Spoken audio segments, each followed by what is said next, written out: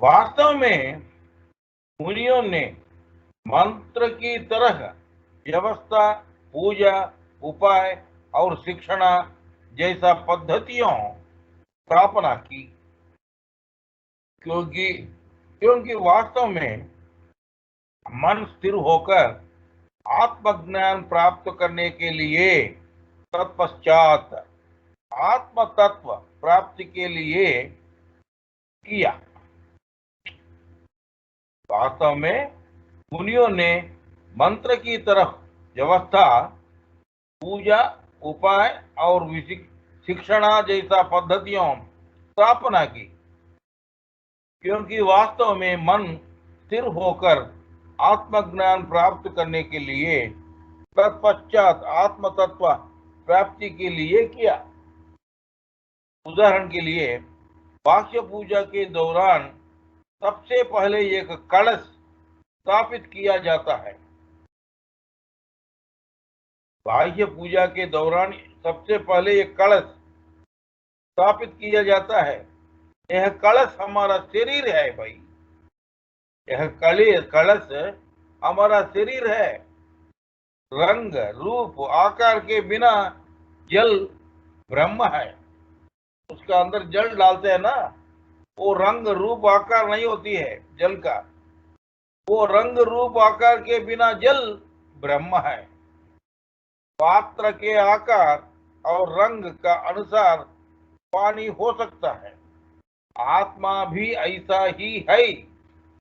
मार्कंडेय शास्त्री का शरीर घटन के अनुसार उस रूप के धारण करने वाली है इस कलश।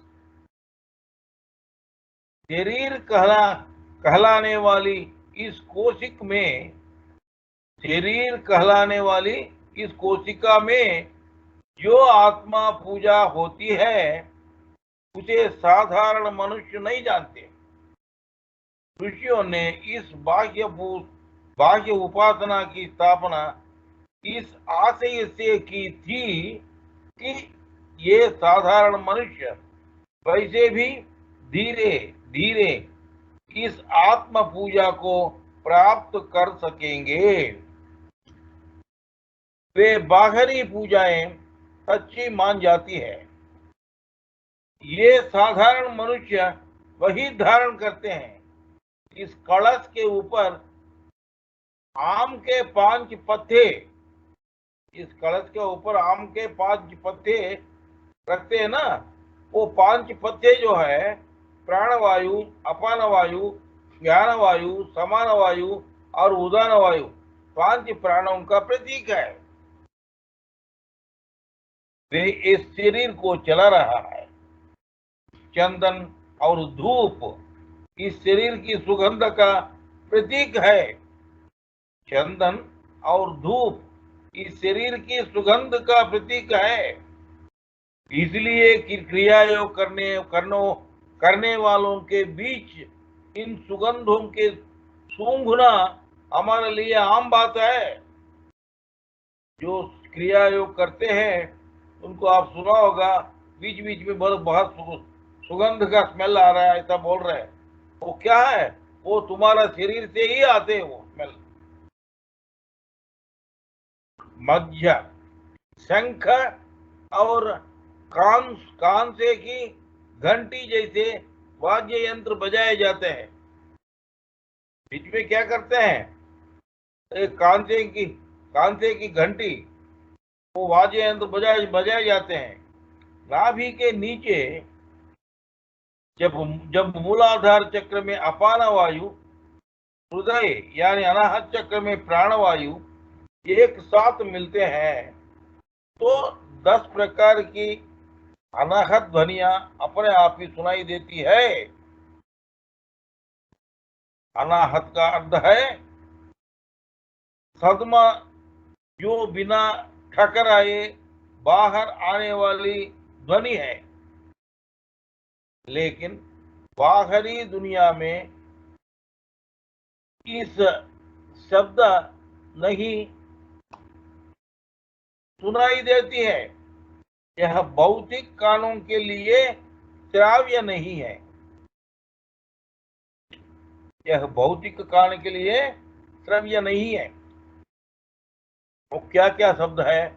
नंबर 1, पहले ध्वनि छी है जो लगातार सुनाई देती है। पहली ध्वनि छी है जो लगातार सुनाई देती है। नंबर 2, दूसरा शब्द है युगनू, झूम करके आता है। तीसरा शब्द है क्षुद्र घंटी का शब्द है, जिसका अर्थ है दूर की घंटी। चौथा शब्द है शंखनादम। पांचवा शब्द है वीणानादम। छठा, राग उपरोक्त 5 ध्वनियों या एक कांस्य वाद्य विशेषता का संयोजन है। सातवां शब्द है मुरली गाना, मतलब बंसरी वाद्य। इसे प्रणव ध्वनि कहा जाता है। इसे प्रणव ध्वनि कहा जाता है।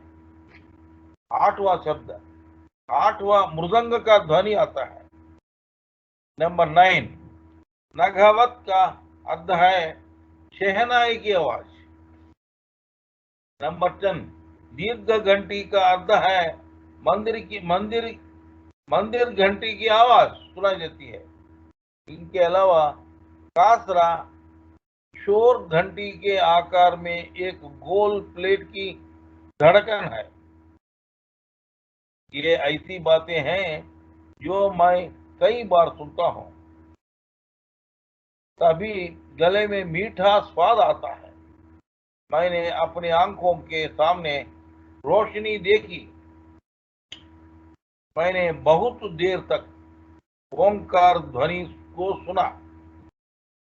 मैंने घंटी की आवाज सुनी। ये आवाजें मेरी पत्नी शुभलक्ष्मी ने कई बार सुनी। ओंकार ध्वनि को ऊंची स्वर में सुनते हुए उन्हें बहुत तकलीफ होती थी। मेरी पत्नी शुभलक्ष्मी, जो ये क्रियावान थी, उसका 28/12/2020 को निधन हो गया। सर्वोत्तम क्रिया योग प्राण कर्म करते समय में ध्वनिया नहीं सुनाई देती है। ऋषियों ने इन ध्वनियों के अनुसार, इस ध्वनियों के अनुरूप यंत्रों की रचना की। बिल्व पत्रम, बिल्व बोलते हैं, उसको त्रिदल पत्रम बोलते हैं। इसको मारेड़ पत्रम भी कहता है। वो सत्व रजो तम और तमो का प्रतीक के रूप में पूजा के समय में भगवान को चरणों के अर्पित किया जाता है। सर्वोत्तम क्रिया योग प्राण कर्म के माध्यम से त्रिगुणों के अतीत बनने के प्रतीक के रूप में क्रिया योग प्राण कर्म की और आकर्षित करने के लिए ऋषियों ने पूजा में बिल्व पत्र की स्थापना की। फूल सुंदरता का प्रतीक है। आत्मा सदा नित्य सुंदर है। इसके प्रतीक के रूप में क्रिया योग प्राण कर्म की और आकर्षित करने के लिए ऋषियों ने पूजा में फूलों की व्यवस्था की। बाह्य पूजा में उपयोग के लिए, बाह्य पूजा में उपयोग किए जाने वाले स्वादिष्ट फल लंबे क्रिया योग प्राण कर्म के परिणाम स्वरूप बने थे। लंबे क्रिया योग प्राण करने के बाद फल को शांति के प्रतीक के रूप में स्वीकार किया जाता है। अंतर्मुख प्राणायाम करके अंतर्ज्ञान यानी कुंडलनी को कैसे जगाएं, तत्पश्चात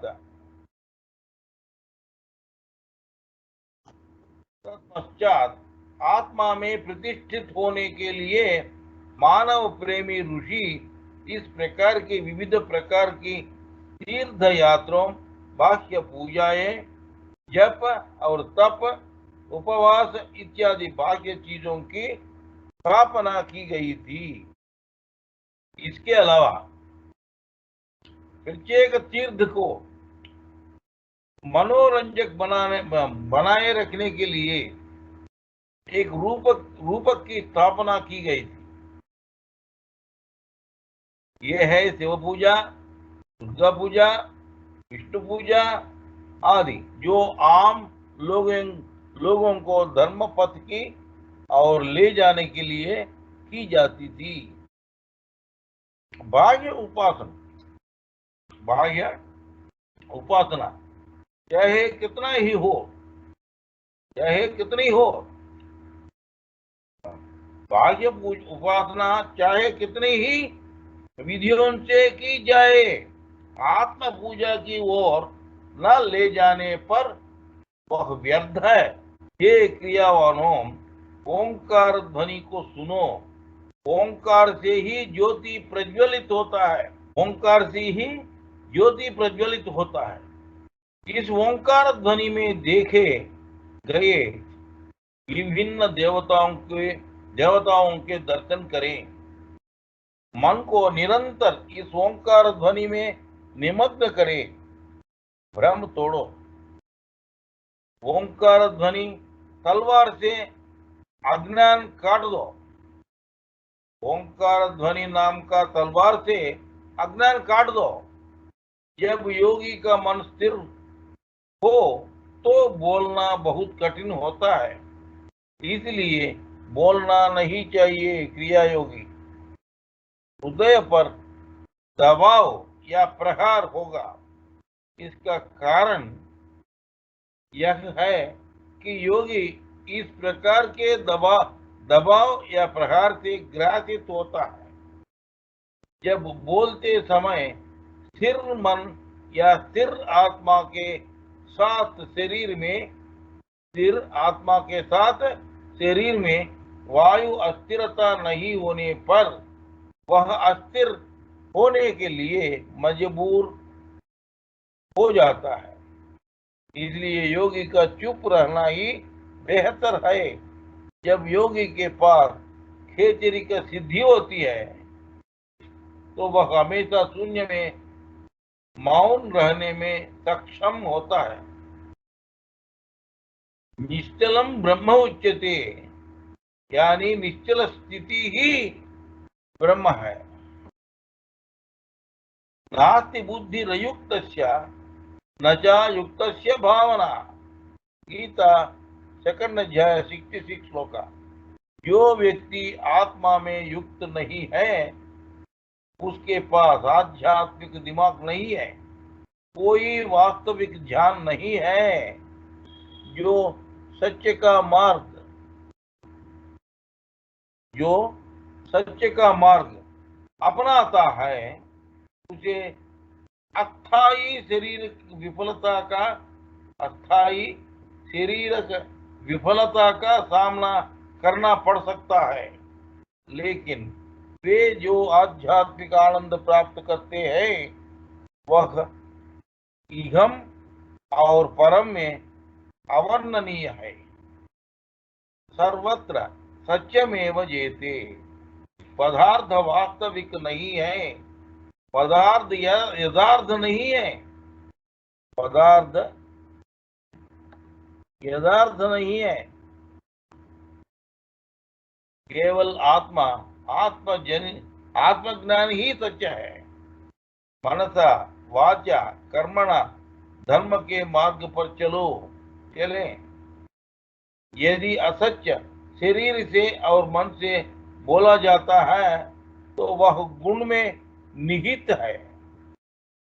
शरीर के अंदर की कोशिकाएं भी इसी तरह विकसित होती है।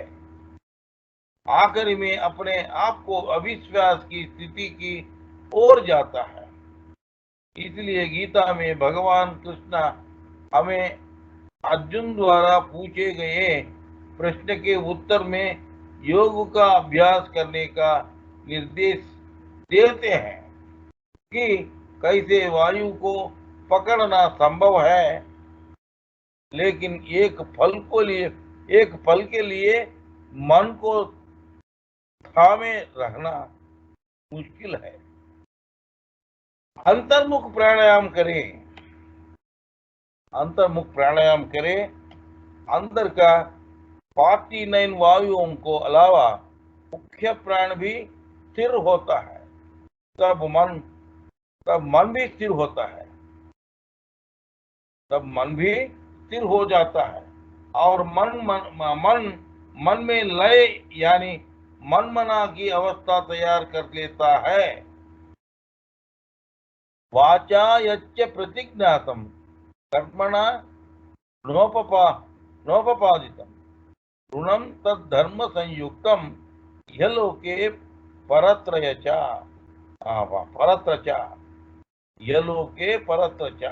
राशि खंडम 40th अध्याय 121 श्लोक। जब आप किसी को कोई शुद्ध देते हैं तो आपको उसे रखना होता है, नहीं तो इस संसार में और स्वर्ग में भी धर्म के ऋणी है। इसलिए जीवन में झूठ मत बोलो, यह हमारा एकमात्र कर्तव्य है। ये निम्नलिखित बातों का ध्यान रखें। नंबर 1, जीवन भर क्रिया योग अभ्यास करना चाहिए। नंबर 2, गुरु की अनुमति से कार्य करें। नंबर 3, अपनी पत्नी को छोड़कर अन्य सभी महिलाओं को मां के रूप में सोचें। उसके पति को छोड़कर सभी पुरुषों को पिता माना जाना चाहिए। नंबर 4, हर दिन गीता में एक अध्याय पढ़े या सुने। नंबर 5, अगर आप शादीशुदा है तो संसार त्याग ना करो, संसार में ही रहो, क्रिया योग साधना करो। नंबर 6, मांस, अंडा और मछली का भोजन करना त्याग करें। नंबर 7, शराब का सेवन न करें, मादक द्रव्यों का सेवन न करो। नंबर 8, धूम्रपान न करें। नंबर 9, गर्म पानी से नहाएं। नंबर 10, गर्म पानी पियो। नंबर 11, भारी वजन मत उठाओ। नाउ नेक्स्ट, राम दशरथ के पुत्र थे। दशरथ यह 10 इंद्रियों वाले शरीर है। यह शरीर रथ है। जो शरीर इस शरीर में है और उसका मार्गदर्शन करता है वह राम या दशरथ ही आत्मा है। भगवान राम अयोध्या के रहने वाले हैं, अर्थात अपराजित है। भगवान राम का नीला रंग अनंत का प्रतीक है। धनु भगवान राम का शरीर है। धनुष भगवान राम का शरीर है। श्वास तीर है। जानकी श्री राम की पत्नी। ज्ञान का अर्थ है जीवन की अस्थिर अवस्था। ओंकार ध्वनि का मूल मंत्र राम नामम है।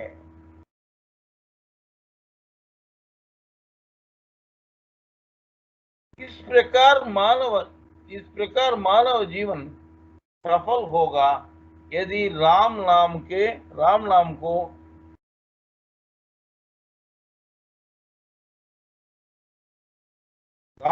को ओंकार ध्वनि से ही जाना जा सके। इस प्रकार मानव जीवन सफल होगा यदि राम नाम को ओंकार ध्वनि से ही जाना जा सके। जब प्राकृतिक कारणों से जब प्राकृतिक कारणों से जीवन का अस्तित्व समाप्त हो जाता है तो यह शरीर भी नष्ट हो जाता है। लेकिन इस अवस्था में कर्म संस्कार होता है, इसलिए कर्मबद्ध प्राणी का फिर से जन्म होता है। धर्म ज्ञान स्वयं को जानना है। धर्म ज्ञान का मतलब क्या है? स्वयं को जानना है। एक नारियल का ऊपर एक आड़ू मतलब रेसे, बीच में एक खोल और फिर एक सफेद नारियल होता है। मानव शरीर वही है। ऊपर देखा गया शरीर स्थूल शरीर है। यह पांच तत्वों यानी आकाश, वायु, अग्नि, जल और मिट्टी से बने हैं।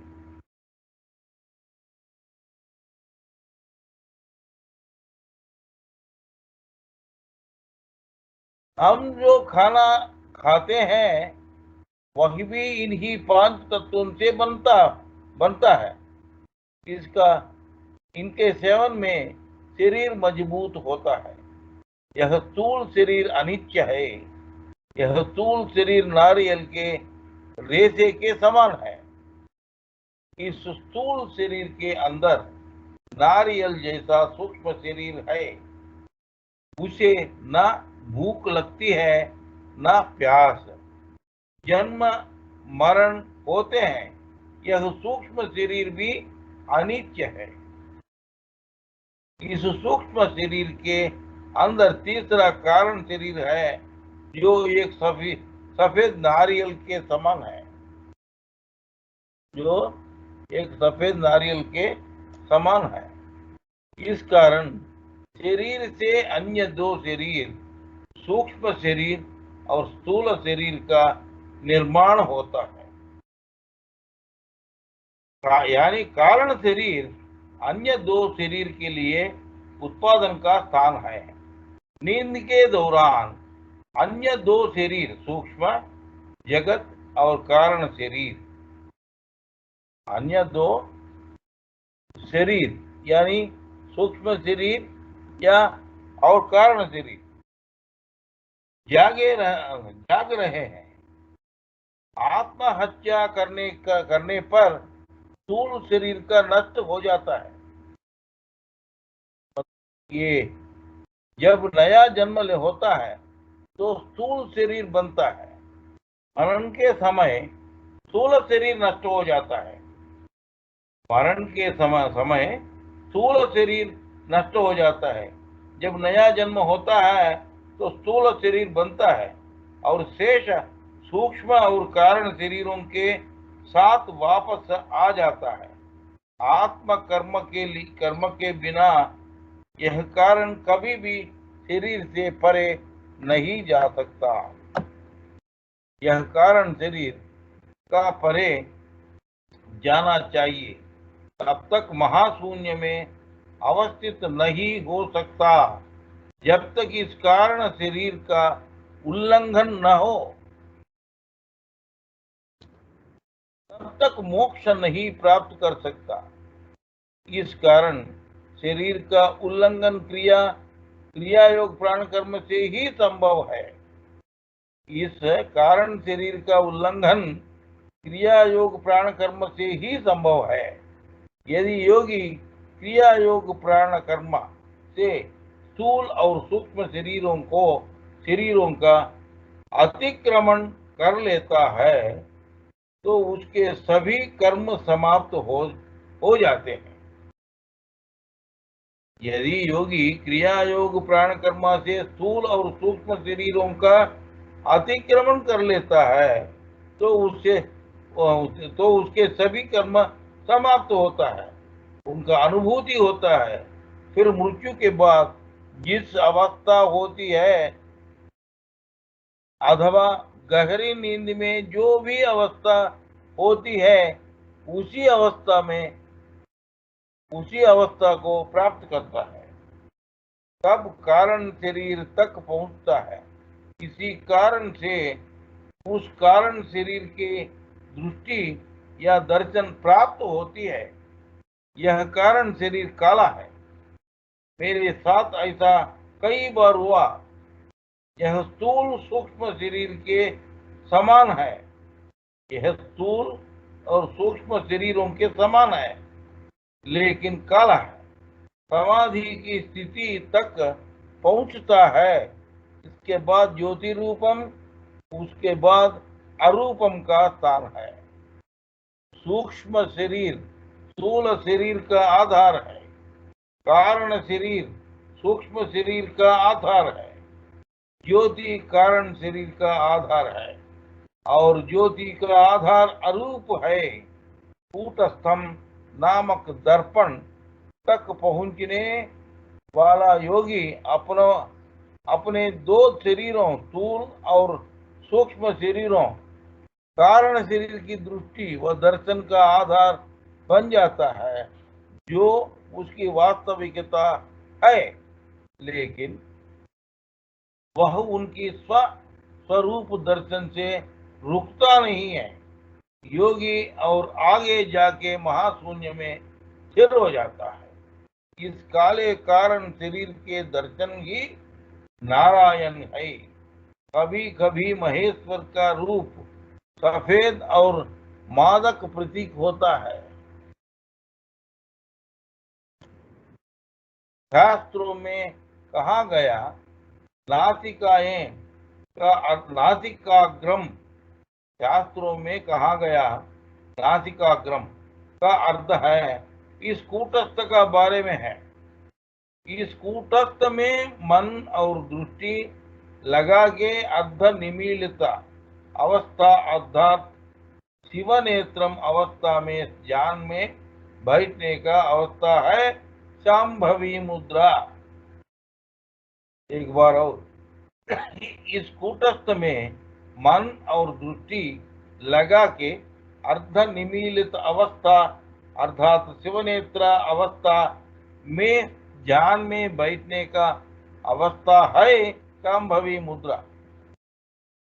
भ्रुवोर्मध्ये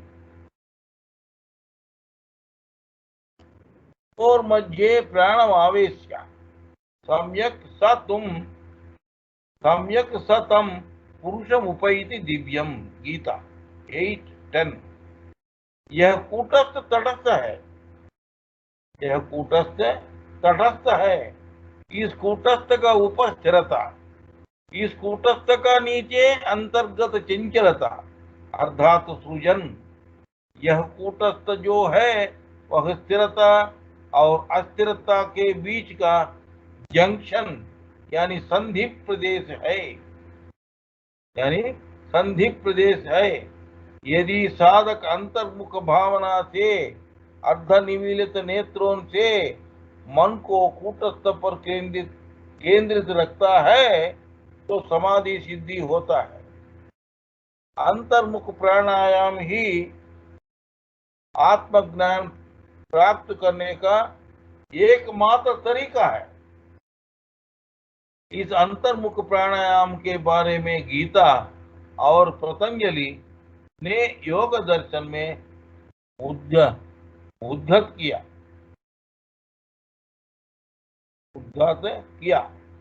यह अंतर्मुख प्राणायाम आंतरिक वायु द्वारा किया जाता है। तो यह अंतर्मुख प्राणायाम आंतरिक वायु द्वारा किया जाता है। यह अत्यंत सुखद था। यह ब्रह्म विद्या, यही है आत्म विद्या, यही है अध्यात्म विद्या। अपने अपाने जुह्वति प्राणम प्राणापानं तथा परे प्राणापान गतिरुद्ध्वा प्राणायाम परायणः। गीता 4:29। योगी प्राणवायु को अपान वायु में, अपान वायु को प्राणवायु में स्थापित करके ओम करते हैं। इस अनुष्ठान के करते समय केवल कुंभक का माध्यम से प्राणवायु की गति रुक जाती है। तब योगी प्राणायाम परायण हो जाता है। जानबूझकर कुछ देर के लिए जबरन सांस रोक कर रखने से केवल कुंभक नहीं होता भाई, केवल कुंभक नहीं होता।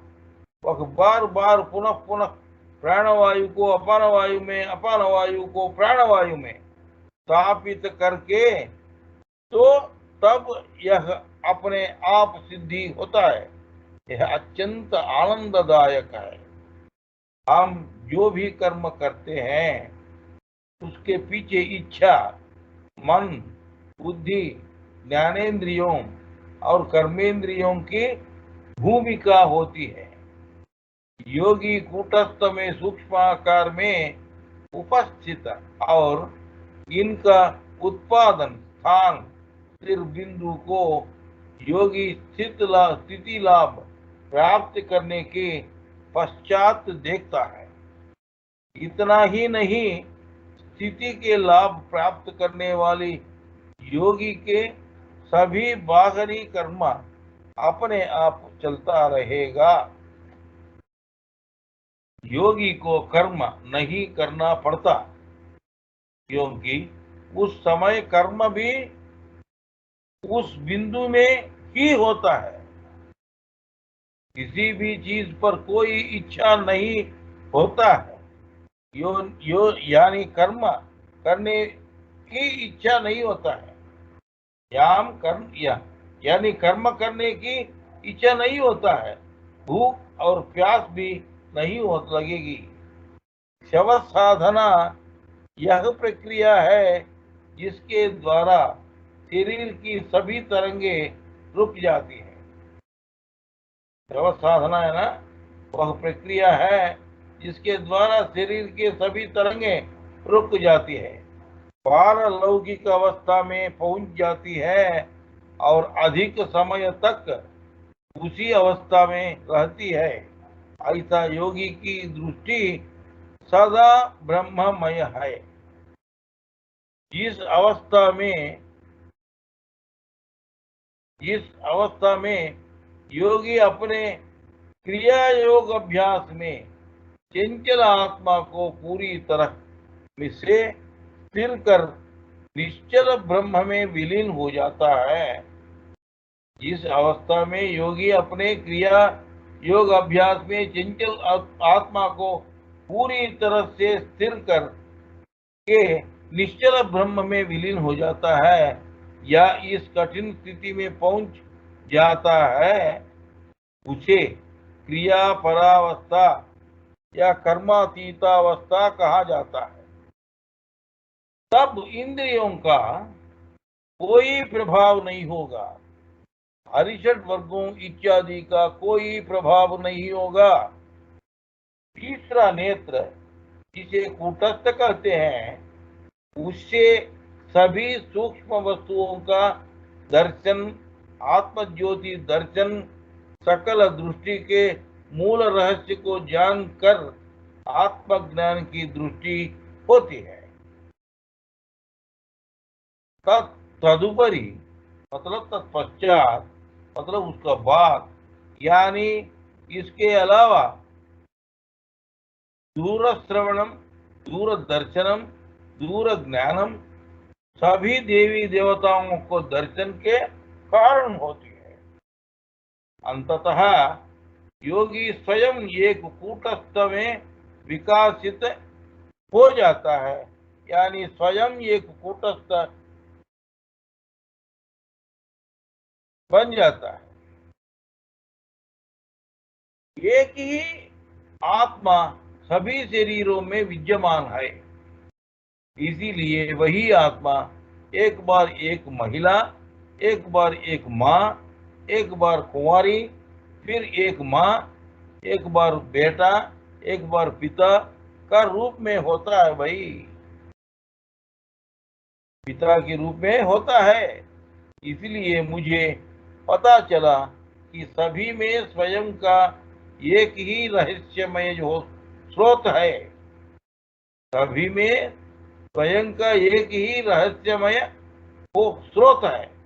मैंने देखा कि माता, पिता, पुत्र और कुमारियों सहित सभी लोग उस शून्य में डूब रहे थे। इस अवस्था से पहले मैंने सोचा था कि मैं स्वतंत्र था। यह सब चला गया और एक समान हो गया। पुरुष और प्रकृति जैसी कोई चीज नहीं है। वह शाश्वत मनुष्य प्रकृति का स्रोत है। वह निर्माण यानी उत्पत्ति स्थान है।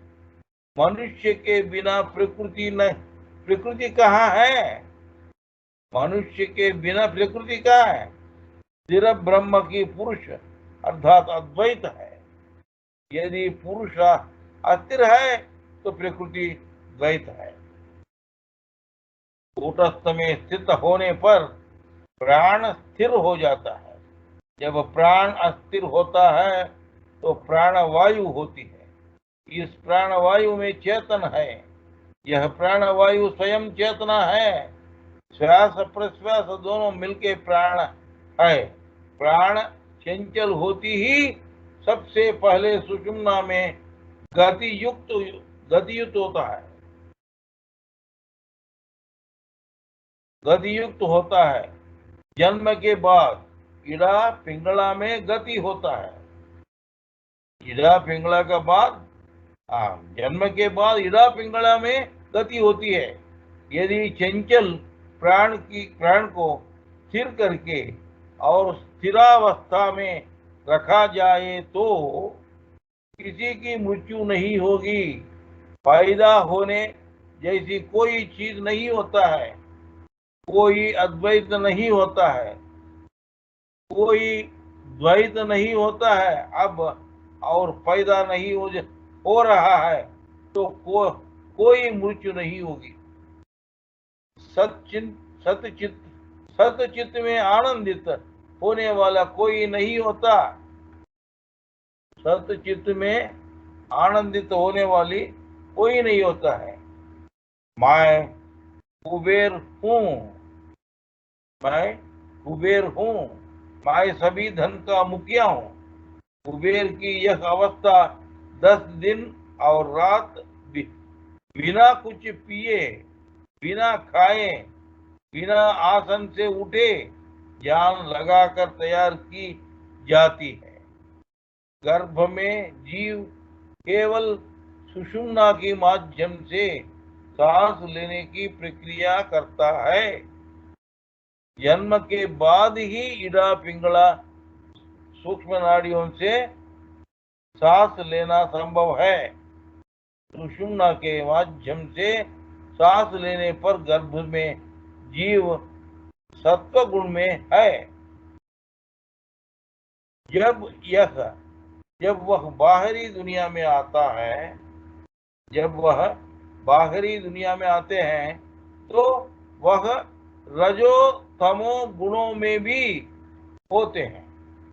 योगिक धर्म के अनुसार व्यक्ति को इन तीनों अध्यात्म, सत्व, रज और तमो गुणों से परे जाना जाता है। कुछ लोग सोचते हैं कि योग बहुत कठिन है और इसे करना सभी के लिए संभव नहीं है, लेकिन यह गलत है।